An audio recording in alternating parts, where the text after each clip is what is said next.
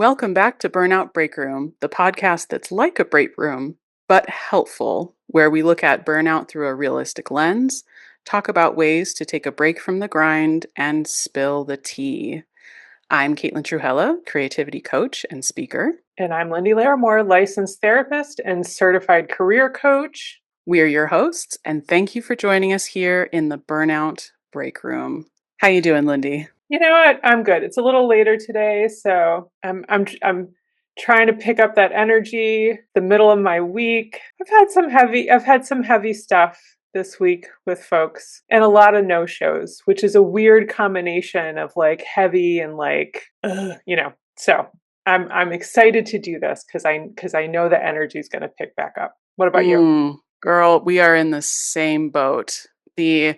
I even had a moment where I was talking with somebody on Threads and they were saying that entrepreneurship takes a whole nother level of grit in order to maintain the systems and everything that you have going on. And I replied to them saying, tell me about it. This week alone, I've had 2 clients cancel on me and then a collaboration no-show. And then the audacity of a man to come and reply to me saying, welcome to the world of business. Mm-mm. That was Mm-mm. like, Mm-mm. that's the atmosphere of the whole week. Absolutely not. Absolutely not. I will go off. I see you. I'm grateful for what you do. And no shows are rough. No shows are rough. Yeah. Yeah. But it also just makes me all the more grateful for everyone who shows up to work with us. And every time you show up here, Lyndie, even as we've talked about before, showing up at, when we're at 50% or, even 10%, we're here. Yeah. You know what? It might not be my A game, but I think I can pull off like an A minus. I think I can give you an A minus today. There we go. I feel that. Yeah, we're still showing up regardless, and that's what's important, especially for our topic today, accepting burnout. You're not broken, the system is, and recognizing that during those times when we are feeling drained or feeling, beat down by different things going on or, especially different societal obstacles, it can be the most difficult thing in the world to show up and keep going. We have the lovely Coach Lee with us today talking about systems that we can create that support us. So Coach Lee is a criminal defense attorney by day and productivity and accountability coach throughout. Coach Lee helps transform the lives of driven corporate women who feel trapped in the demands of their careers to thrive without compromising their lives. Her mission is to help you identify and tackle the barriers that are getting in the way of you getting done what needs to be done to live your best life. She helps you master time management, build boundaries, and develop strategies to thrive at work without compromising their personal lives. So thank you, Coach Lee, for joining us today. Thank you for having me. And I just have to say, I absolutely love so much of what you talk about and how your path brought you here, because it's not just about seeing you do it all, but in knowing how it's done. Yeah, I love that. I love it because like in hearing you like do the intro for the show, it's like, wait a minute, we're in alignment here. I like where this is going before it's even gone anywhere. Like I'm picking up what you're putting down. You're picking up what I'm putting down. We're here for helpfulness. Absolutely. And especially because whether it's entrepreneurship or being in the public eye to any degree, there's so many ways that social media and people with an online presence think that it's necessary to always look completely prim, proper, polished online and make everything look effortless, right? When we know that the reality is behind the scenes, it doesn't always look like that. Yeah. We have to work at it to keep things moving, even when they're not super pretty. 100%. It's a process. And if we don't take the time to create the process, do the work, it's not going to happen on accident. So, Coach Lee, tell us a little bit about yourself. And I know we have your information in front of us, but I'd love to hear from you. Like, tell us about you. So, like you said, I am Coach Lee, criminal defense attorney by day, productivity and accountability coach throughout. I full-time criminal attorney, criminal defense at that. And people were always telling me, you're motivating, you're encouraging, you should be a life coach. And I'm like, yeah, no, did you not just hear me? Full-time attorney by day.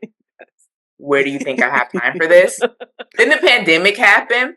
Thankfully, I didn't lose my job, but also we're not doing trials. We're not trying to bustle people back and forth from the jail, putting people in close quarters, have juries. So was sent home. Well, the office was pretty much sent home to work from home. And they were like, we don't care about you being online from 8 to 5. Just get your work done. If that's in the daytime, if you got kids and you're working in the middle of the night, as long as your work is done, that's all we care about. I'm naturally a morning person. So every day by 12, 1 o'clock, I'm like, I'm done with my work for the day. I've already worked out. I went for a walk. I watched TV. I've done a puzzle. I read a book. Like, what else do y'all want me to do? Like, it's the pandemic. I can't go anywhere. Like, I've done all this stuff already. What else do you want from me? So those thoughts started coming back to me of the whole, you're motivating, you're encouraging, you should be a life coach. I don't have time excuse clearly went away, and I was bored looking for something to do. So the algorithm started algorithming, and Instagram and Facebook are all like, want to be a life coach? Here are all these free webinars. Sign up. So I'm signing up for them because I'm like, let me figure out what this actually is, because I don't really know what a life coach truly is. And once the program that I ended up going through, I made it halfway through the first video, all of 3 to 5 minutes. And I was like, oh, I understand why they say I should do this now. I'm in. And the rest is history, a long bumpy road of history, but that's how it started. And then I saw what they saw. And within that, it was like, where are people really struggling? I want to do it all. How are you doing it all? And I'm like, I don't do it all. But also, I schedule and plan this out. Y'all don't schedule and plan stuff out. So that's how the productivity specifically within the life coaching umbrella kind of came about. Yeah, absolutely. And Coach Lee, as a therapist, I work with a lot of attorneys, some, doing the work, and a lot actually in law school. And one of the most striking things when I first started working with law school students was when I remembered specifically the day when someone said, yeah, the expectation is that we're in our books 11 hours a day, every day for all of law school. And my mind exploded. I wish I could say therapists had to do that kind of preparation. They didn't, which is a little scary. But anyway, it's the story for another time. When I think of attorneys, I think that productivity is just built in or maybe scared into them like right away. But I'm wondering what that looks like and how one maintains that after law school, 5 years in or whatever it is. How does one keep that kind of momentum up? I don't think productivity is built into us. I think hustle I is see. built in. Okay. And you have to decide, is that what you want? And the thing is, like with law school, and I'm sure even with being a therapist, like the higher you go in education, the smarter, generally speaking, the people are around you. So I know I was grade A student in high school. When I got to college, I was like, okay, straight A's mostly. And then my law school, like, it's not like I flunked out. It was more like, B's are okay. Yes. B's with an A or two is okay. Yes, because absolutely. For me, it was, do I want to hustle essentially to get these straight A's when at the end of the day, we got to take the same bar exam and we're going to both be attorneys? It's not going to say what your GPA, I mean, I guess in the beginning, maybe, like what your GPA is as you're applying to these different firms. But I knew at that point that I wanted to do criminal defense, and not saying that makes me any different than anyone who wants to do corporate attorneys. But a lot of times, depending on what your niche is, even within law, you might need, like if you're trying to go to this Fortune 500 company, you might need those high ranks. I did good in school. I passed, and ultimately passing the bar exam is much more important than what you do in school, because if you don't pass the bar exam, you're of no use to the firm. And so I think for me in law school, I kind of made the decision of, I'm going to do good, but doing good doesn't necessarily mean that I'm about to be competing with all of y'all, because I want to enjoy as much as you can the process. I like learning, but I'm also not going to hustle my way to losing sleep and all of this. Like, I did clubs and organizations in school. I wanted to create this work-life balance and have that effect. And for me, it was a conscious choice and a conscious decision of, I'm going to work hard, but that doesn't mean I'm going to hustle. And I think that started in law school, or even probably undergrad coming into law school, was taking the LSAT and all of that to the future, i.e. attorney, opening a business, adulting. Mm-hmm. I love what you're saying about hustle culture versus productivity. And that applies to me more actually. I'm a classical singer, and I've talked a lot with classical singers about hustle culture. Everything's a competition, walking into an audition, and these are all of your friends, but that you want to see them fail because you need them to fail in order to get the role that you want, right? And this kind of built-in competition and this constant like I'm never good enough, I'm never good enough, I have to push myself. But I'm curious to know how you define hustle culture versus productivity. Oh, this is perfect. So for me, hustle culture is the constant need to do. But Mm. is what you're doing productive? Is it intentional? Is it moving you closer to what it is that you want? These goals, these values, these purposes that you have. Is all the do moving you closer to that? Because oftentimes you've heard people talk about how busy they are all the time, but most of what they're doing is talking about how busy that they are and how much stuff they have to do, but they're not actually doing it. So they're busy talking, not busy doing. Mm. And so for me, when I look at hustle culture, it's the constant need to do versus productivity, because I'm anti-hustle and grind. I'm not anti-hard work. To me, the productivity side of it is the hard work, being intentional, knowing what it is that I need to do, when I need to do it by, how am I planning on getting it done. Does that mean at times there are sacrifices? Working late, maybe coming in late, hey, can't go on this trip, can't do this. That's an intentional sacrifice that I'm making for this time period. There are times where, as a therapist, as an artist, that you might have had to sacrifice, especially singing. I can't talk to you. I need to literally save my voice. Like, you might have had to make these sacrifices in your personal life for this season and this stage of life to get to where it is you need to go. When I was in law school, my best friend had my godson. Well, she had him when I was in law school. His first birthday was while I was studying for the bar. I told her, hey, I can't come because my law school is about an hour and a half from home. So we're talking hour and a half commute, 2-3 hours for the party, hour and a half back. If I literally just went for the day, she understood. She was cool with that. I was there for his birth. He's not gonna remember his first birthday party anyways. She understood. She was good with it. But I communicated like, hey, I can't. I don't want to get to bar exam results and look back and be like, I went to my godson's party and that's why I didn't pass. Yeah. So there are some times that you have to make a temporary sacrifice, but I didn't look at that as hustling. I was working hard to do this one time, take this bar exam one time. And so to me, the distinction between hustle culture and productivity is the difference between hustle and grind and hard work. The intentionality, the purpose, and the reason behind it. So I'm hearing a little bit of saying no and a little bit of everything within its season. Yes. I absolutely love this, Coach Lee. And thank you so much for taking the time to explain that so distinctively, too, because yeah, I feel like there are so many opportunities where one gets mistaken for the other. And I think another important part too about like the hustle and grind culture is doing it all for almost the showmanship of it. Everybody see how hard I'm working. Everybody see everything that I'm doing. Never mind that I'm exhausted and at my wits' end and just spinning my wheels in so many ways, not like you said, actually getting things done. But the intentionality that you talk about this is so incredible and such a beautiful mindset shift as well. How many times have you tried to work in like a messy area?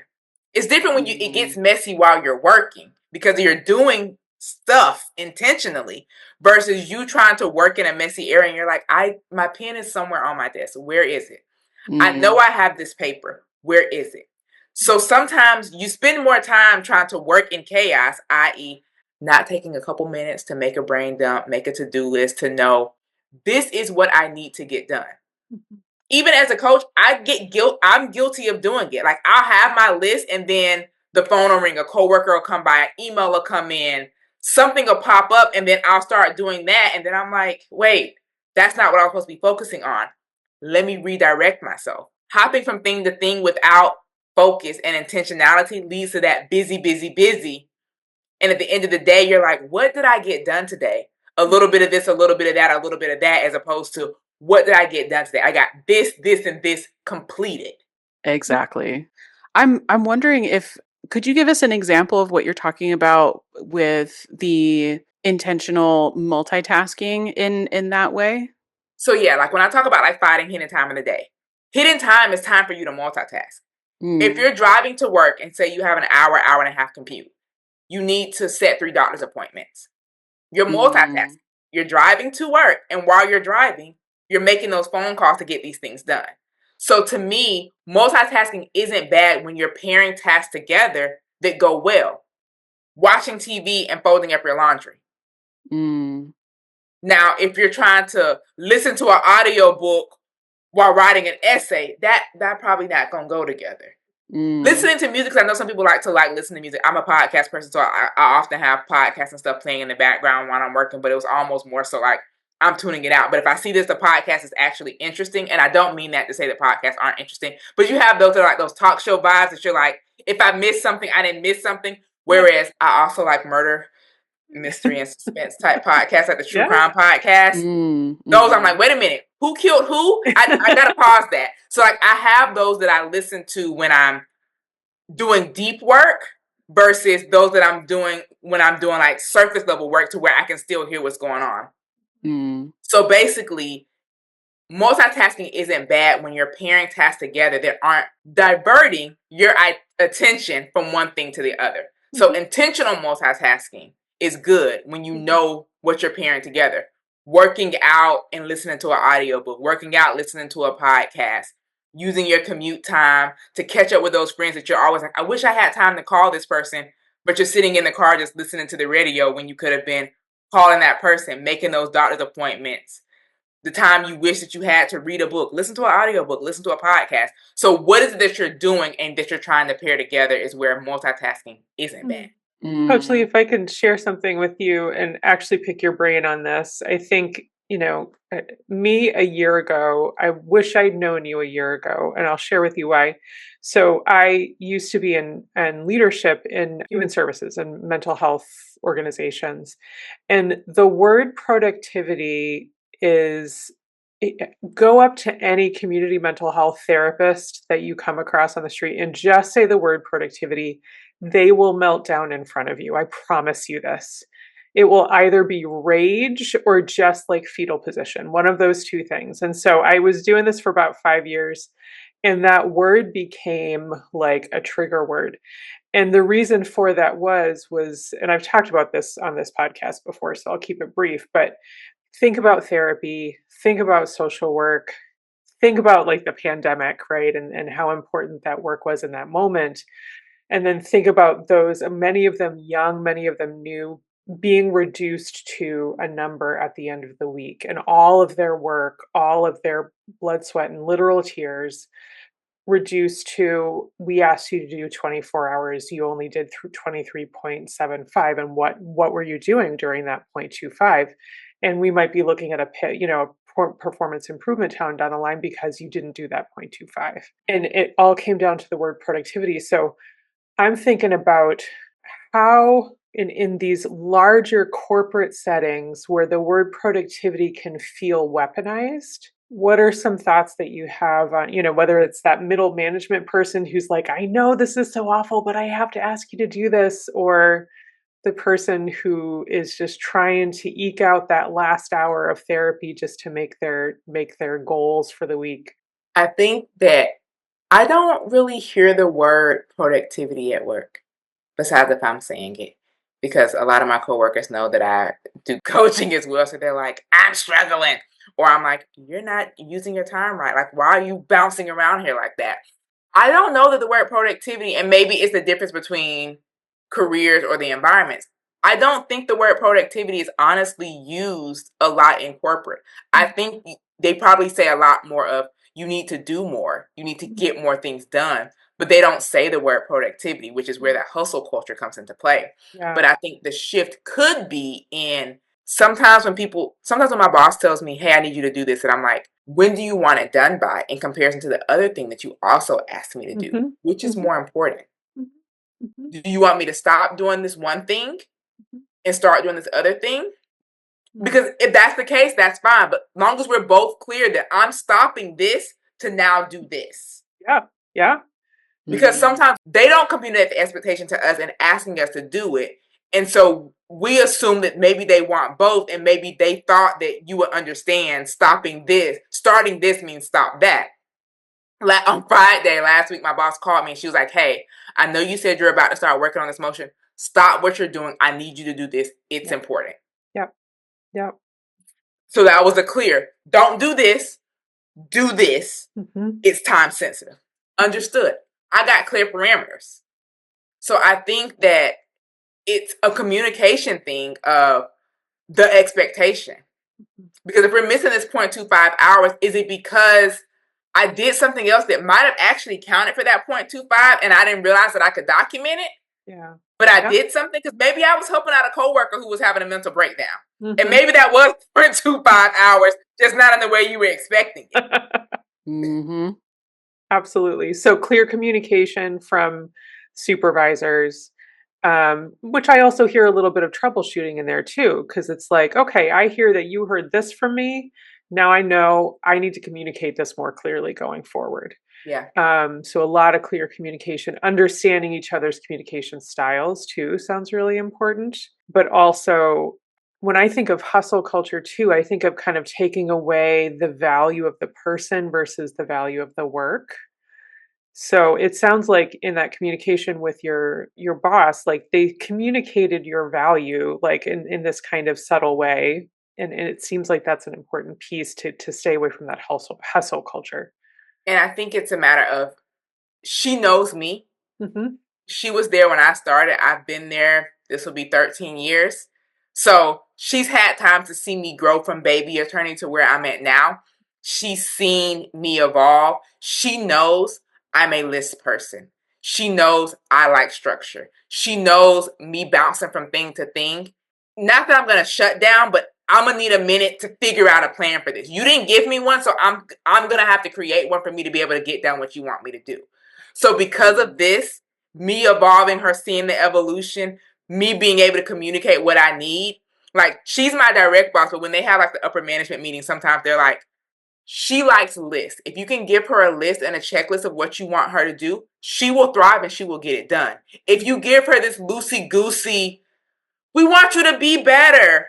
What does that mean? How? You want me to talk to clients more often? Do you want me to write more motions? Do you want...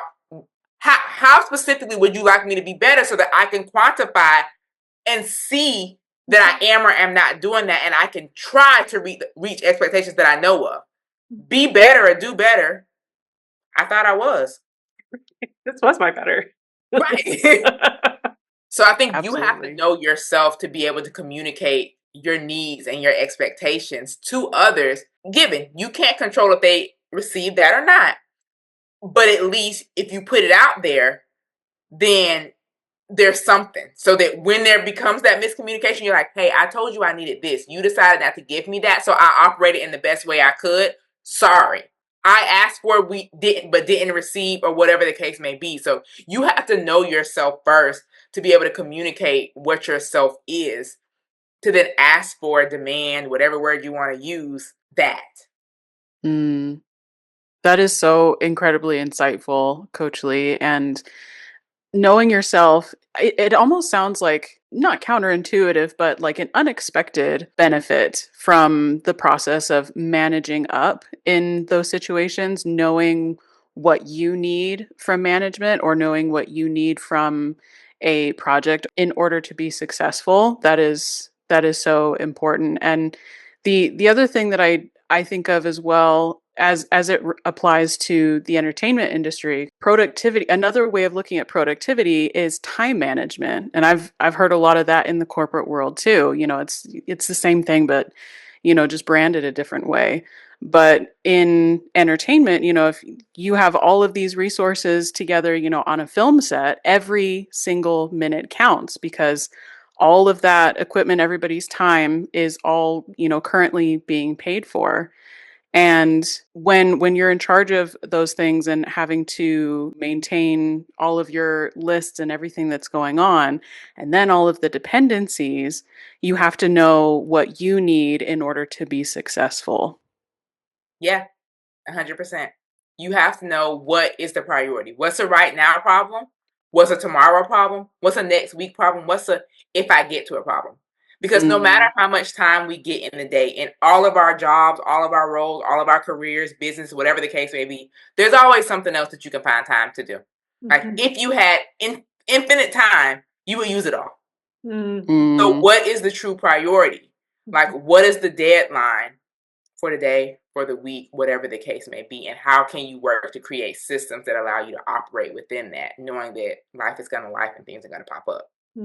What are some of the biggest barriers that you run into in your work one-on-one with folks?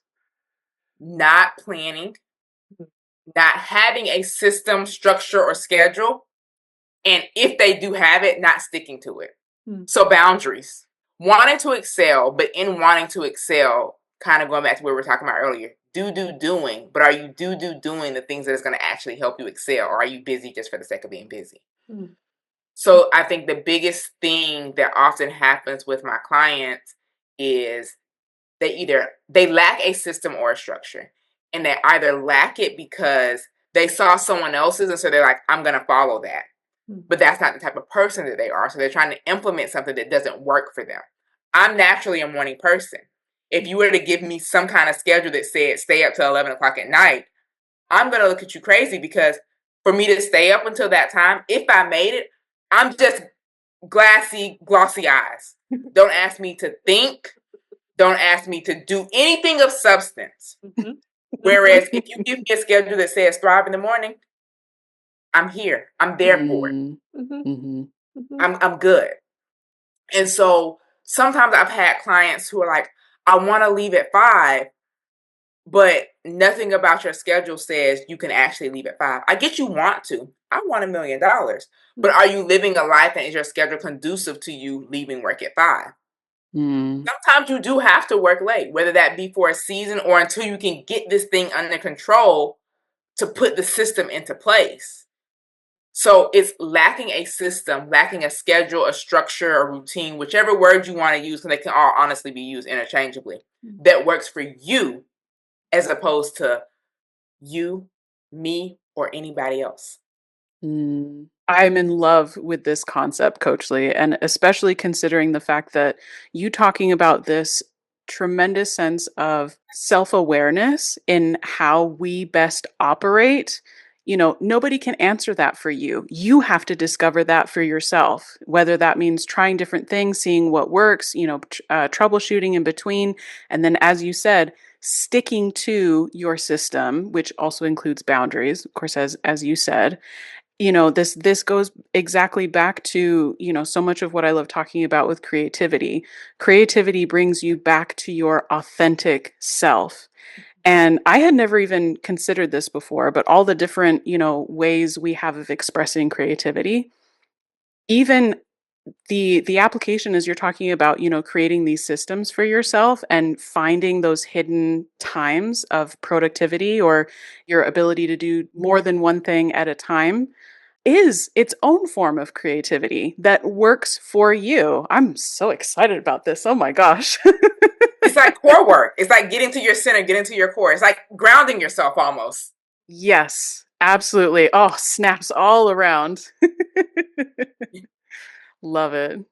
This is totally also about our journal prompt for today too, because our journal prompt was about recharging. And we're here to talk about burnout. That's what this podcast is about. And so I'm curious to know, Coach Lee, like, so we've talked up to now about how, how to be productive, and how much does resting and recharging contribute to productivity, and what do you do to rest and recharge?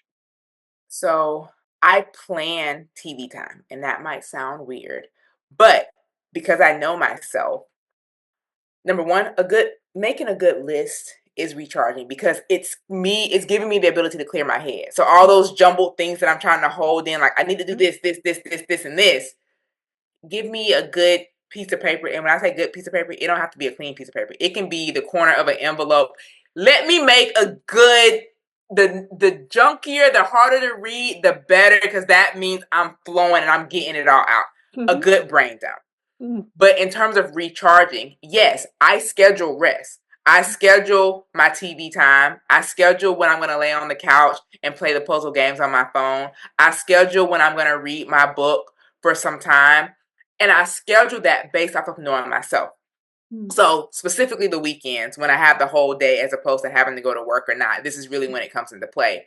Because on the weekends, I'm planning for the week ahead, not just in terms of meal prepping, picking out clothes for the week, but also business, like outlining content, getting that all together, doing my brain dump, kind of planning my week out based off of what's happening in work, like 9 to 5 job, business in terms of podcast recording, client calls, trainings that I need to do, whatever it might be, and then life of it's graduation season, it's, going to hang out with my best friend, whatever it might be. So when I'm looking at my calendar, I'm looking at my schedule, I'm taking all three of those into effect so that I can understand where rest needs to come into play or where it is that I'm planning my TV time and all of that. Because I know myself, yes, I'm naturally a morning person, but around 2, 3 o'clock, I get this like lull to where I can do stuff, but not like heavy thinking stuff. So that's often when I schedule like my TV time for when I'm going to lay on the couch and play the puzzle game, when I'm going to, read my book, because that's still productive.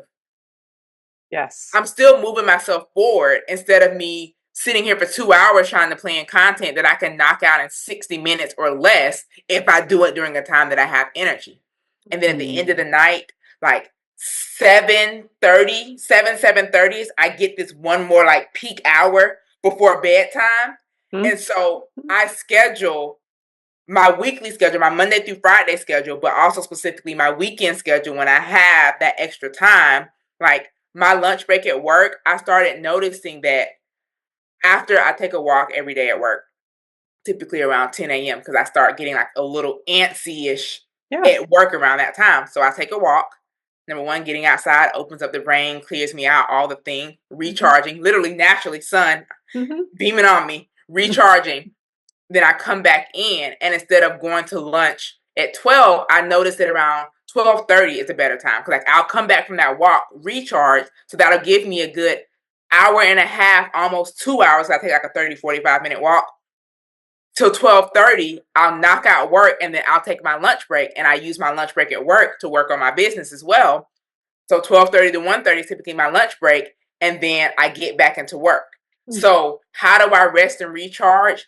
Knowing myself, understanding my general energy flows, my general energy cycles, and planning my day accordingly, both work, business, and specifically on the weekends, how I'm going to structure work, life, and business to kind of go at that natural ebb and flow. Yeah. I feel really called out right now because it's so funny. I preach all day long. So I work a lot with folks with ADHD, really, high masking, high performing women with ADHD, especially. And what I find is they're all so anti-rest. So these people who have been labeled as lazy all their life, it's been internalized. They refuse to rest. They never rest, they crash, they get to the place where they can't. And I say I also have ADHD, and I'm speaking about myself really. And so I find that I also, the way that I recharge too is watching TV, reading mindless mysteries. Like that's my recharge. And both have to be mindless, either funny or like I need something tied up with a bow at the end because of what I do during the day. And I think we all as giving people is the work that we do. I see enough drama. Thanks. I want the drama, but I get you. Right. We have to compare what are we watching. But it's so hard for me to accept that. Like I still struggle with some guilt about kind of watching TV or reading for a little bit too long during the day or something. But I like what you said about it's okay to do that during the day too. I hear so many people say I'm not allowed to have any rest until like midnight on a Saturday, and it's like, well, how do you get to that point? Caitlin, I'm curious what came up for you in your journaling. So, my forms of recharging are very specific to whatever form of tired I'm feeling, and all different kinds of combination. And I don't have one specific way that I prefer to recharge, but it's really just being in the moment and taking that time to be self-aware and look at what can be helpful. I like that. I like it both. And I think it's funny because when you talk about rest, I know I talked about how I schedule TV time.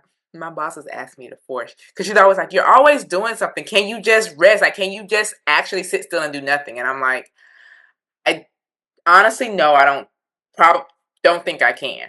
She's Hmm. like, "Do you just watch TV and do nothing?" And I'm like, "No, like that's waste of time. Like, I don't do like I'm not trying to write an essay and watch TV, but like the example I used earlier, folding up clothes.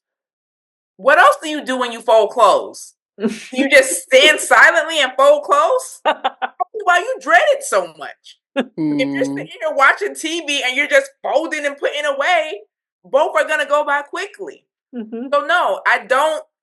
I can't. I'm trying to think of a time that I literally sit and do nothing. Like half of the time when I'm reading a book, I'm normally like eating or like I might lay on the couch for a little bit, or I might like be walking around, putting stuff up, like little stuff. Not like I'm trying to reorganize a whole house, but like if I didn't put up like my lotions and my toiletries or whatever, it's like okay, I'm gonna put those in the cabinet while I'm reading, like little things.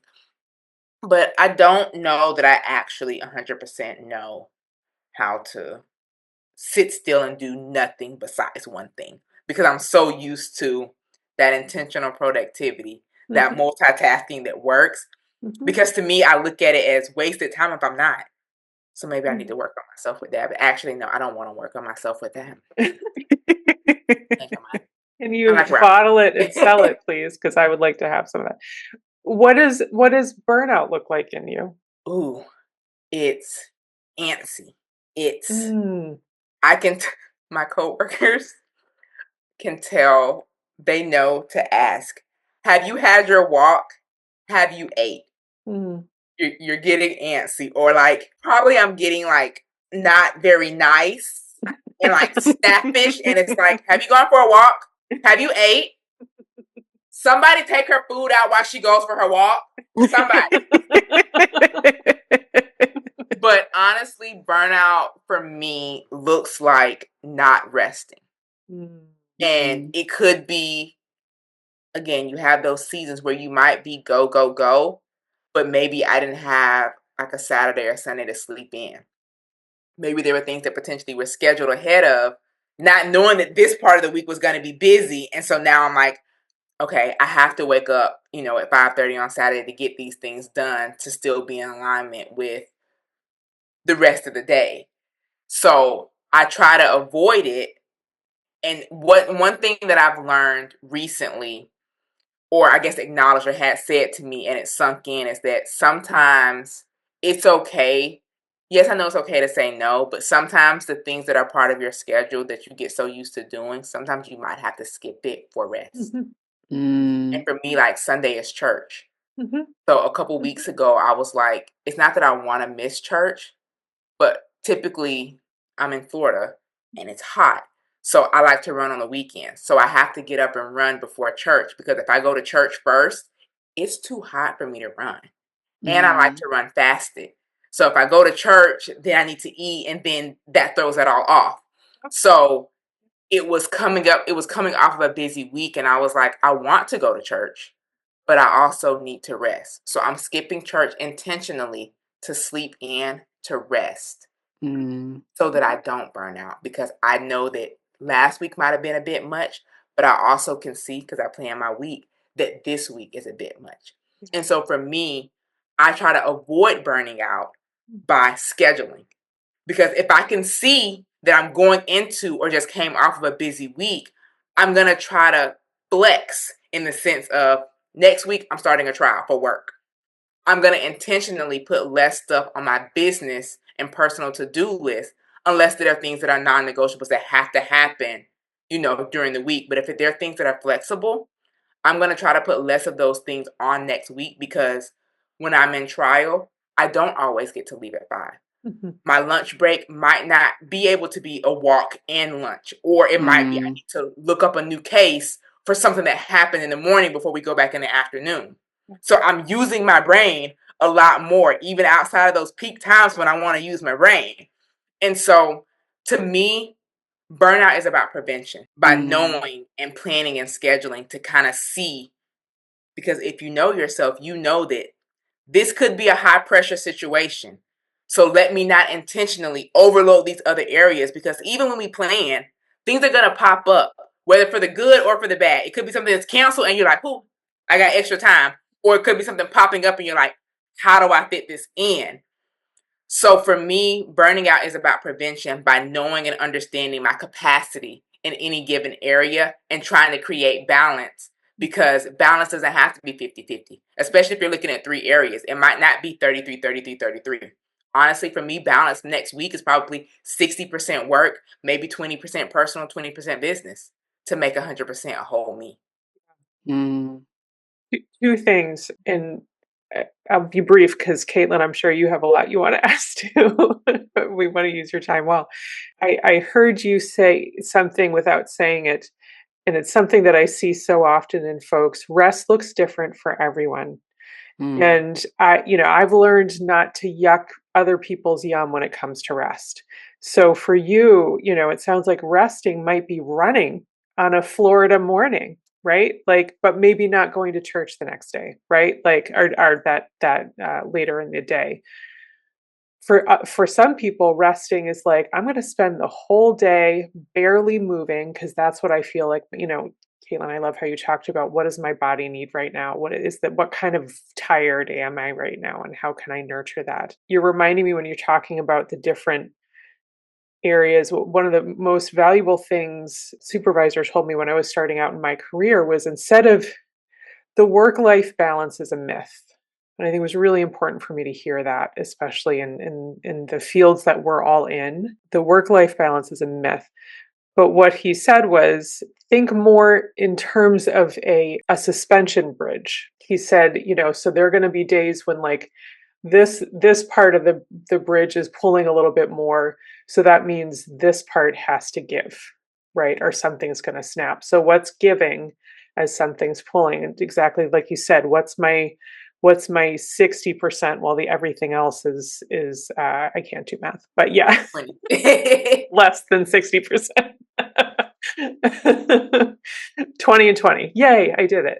Yeah, I agree. Yeah. First of all, I love this idea of, maintaining that give and take with yourself is like such a beautiful form of self-care. Thinking ahead, like what is tomorrow Coach Lee going to have on their plate, or what is next week going to look like, and make conscious decisions and being very intentional about your workload in that way. Not, and as you said, not just with work but also with personal and your other pursuits as well, knowing what you need and what you need to do. It makes me think about relationships too, like this whole myth that relationships are 50-50. That's a myth. It's never split exactly down the middle because we are human, things fluctuate and our needs change all the time. But the essential part of that is the communication. Whether we're communicating with ourselves in order to maintain these systems and be honest, like truly honest about what we need, because I know when I was first going through burnout, if you had asked me that question, like, do you know what you need right now? Like in this very moment, what do you need? I wouldn't be able to answer the question. Like right. It's like that sentence is alien. I don't know how to answer it. And I know you talked a little bit about it as well, Lyndie, but also what are your forms of recharging? Oh, me? Mm-hmm. Well, I think I stole Coach Lee's forms of recharging. She wants to read the books and TV. Yes. But I will say when I came in, because when I heard yours, I was like, oh, that is my form of recharging. I just downplay it. Like I undercut it because it doesn't feel legitimate. What I have noticed though, and what I've tried to own is I'm an extrovert who is now working alone.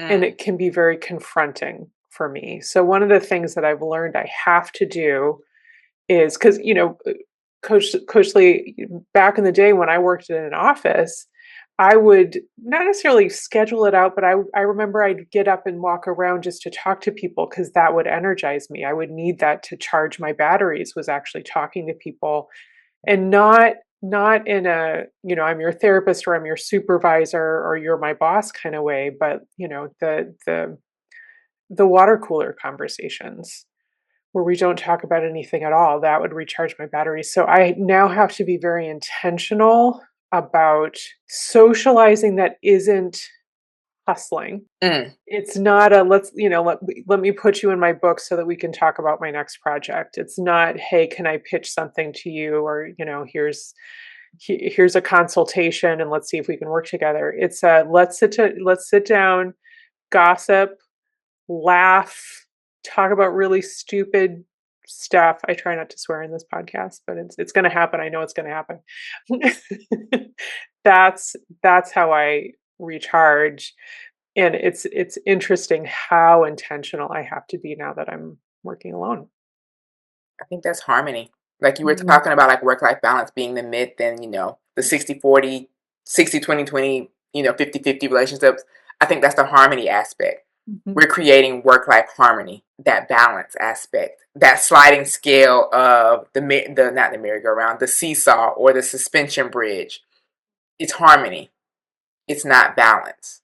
They might look or sound similar, but there's that slight nuance that makes that difference.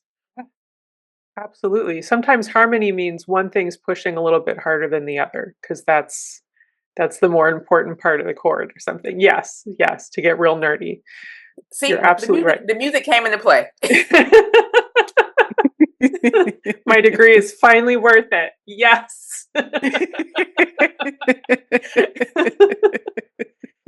Coach Lee,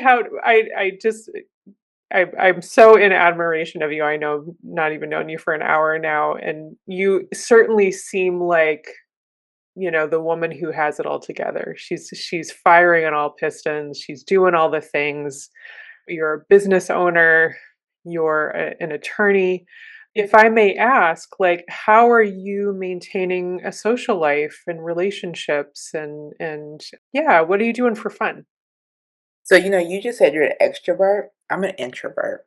Mm-hmm. So alone time is very good for me. But in terms of that, like I've tried to kind of like you, I've tried to be intentional about like how can I get out in people a little bit?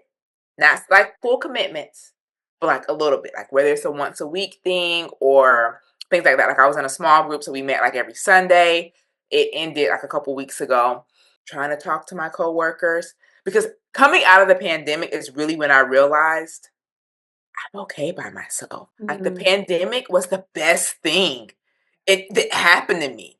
The amount of money I saved, like I wasn't going anywhere. So I was like, extra money, let's pay down, like pay off this car, pay this thing off. Yeah. The healthiest because, you weren't supposed to be like eating out. Restaurants was closed. So I was cooking. walking, running. And then when it was time to like people again, I was like, oh, people. Huh. I realized the outside was very expensive. And why was I going out spending money on these things before? But what do I do to recharge or to people? It's working on being intentional. Honestly, even like these podcast interviews, things like that. Like, yes, I'm still at my house, but I'm peopling. So it's a give and take of I have my comfort of my home, but I also am getting out, meeting other people, whether it becomes a, potential collaboration, like I said, put me in the book for later, or it's just this conversation of I learned something new even in the course of having these conversations. Yeah. And so finding different ways to create that because I want to be in my house, because I like my bed. What can I do virtually, potentially, to meet, to explore, to people, but still have that slight sense of comfort? Because working full time, I don't want to leave work and go to another event where I have to keep on these work clothes for more hours. Because after I finish that, I'm now going to get home past my bedtime, which is going to create a cycle problem for in the morning when it's time for me to wake up. Yep. Yeah, So absolutely. understanding that capacity and trying to be creative in how can I find these things. So I'm in a book club. We meet once a month on Saturdays. I was doing the small group that specific one was on Sundays. It ended. So it's like, what little things can I do that don't necessarily require a lot of me? Maybe it's a once a month commitment. Maybe it's a once a week thing. Specifically, maybe the weekends might be better if I have to go in person, or virtual experiences, whether that's a coaching program, podcast, webinars, whatever, to where I can meet, network, talk to other people, but still have that slight sense of security of home.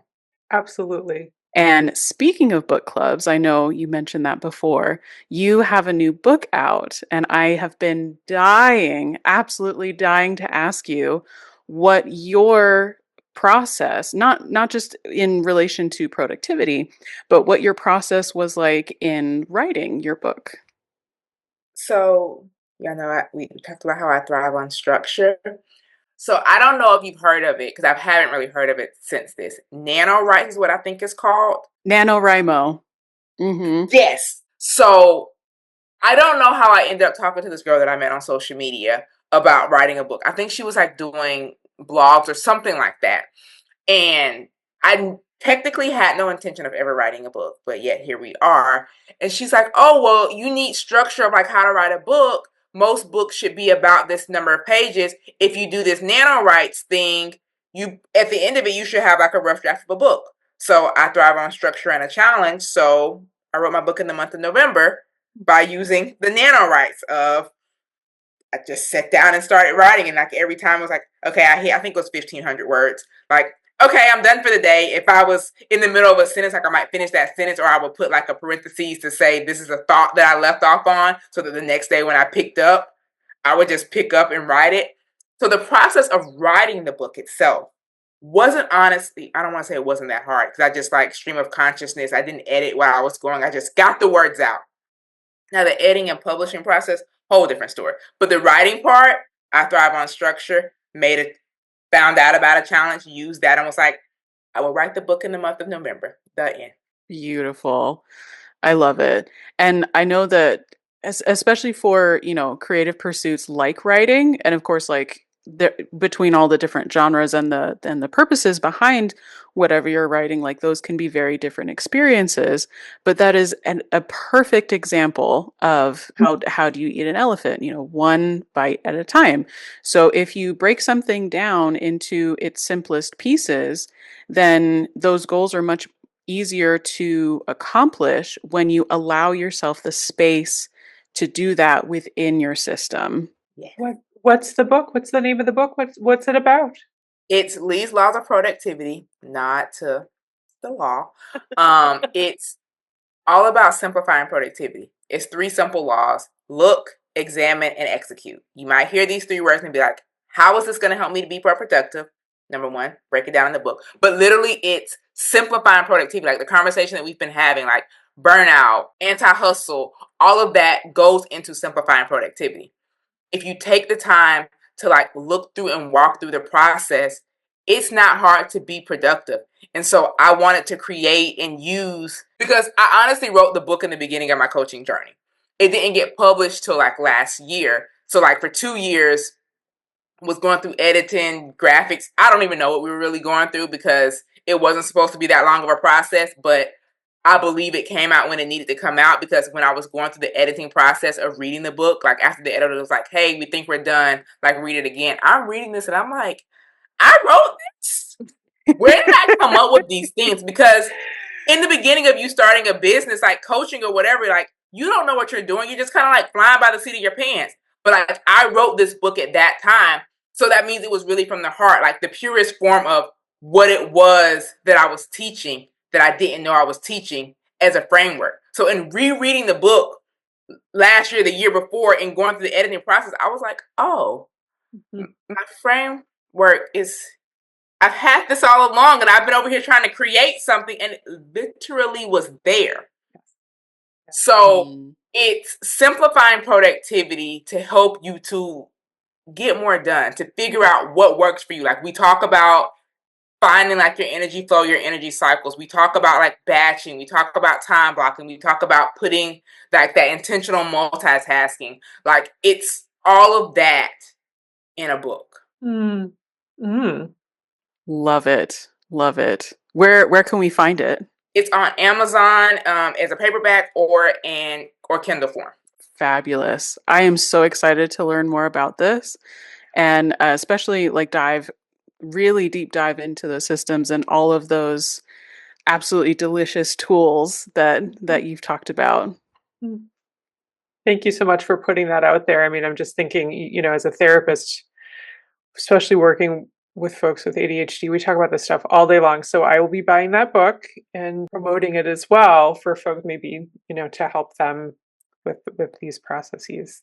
Yeah, it's funny. One girl that I met on Clubhouse, her brother was either, and I know they're different, he might have been both, severely, he was high functioning autistic, but severely ADHD.